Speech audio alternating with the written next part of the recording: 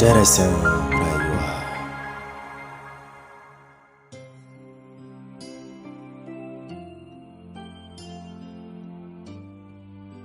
Cikin kason matasa, maza da kuma 'yan mata da dama sun fada aikin asha a kan yin aure don halattacciyar zama.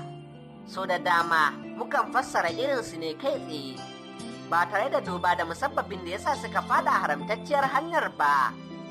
Akwai dalilai da dama da kan sa matasa fadawa cikin aikin asha, duk da cewar wasunsu na yin hakan ne don son zuciya ba tare da wani azari ba.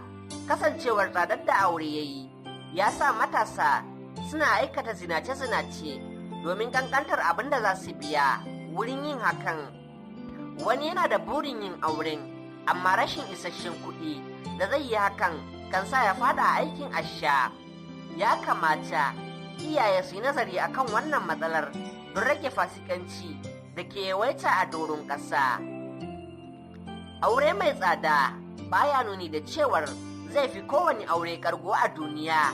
Haka kuma aure mai arha baya nuni da cewa kaskantacciyar mace ce aka yi wa hakan. Ina da tabbacin cewa da aure yana da arha, da kuwa da yawan matasa ba su fada ga halaka ba. A matsayinki na 'ya mace, ki sassauto da buri, sannan ki san cewa zaman lafiya da kuma zama cikin farin ciki ya fi komai daɗi a duniya akan zaman kunci cikin daula.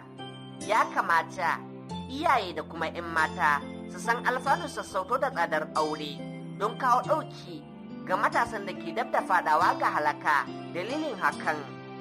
Wani walwala da kuma arziki na samuwa ne sanadiyar aure, duk da cewar ba a rasa jarrabawa a cikinsa.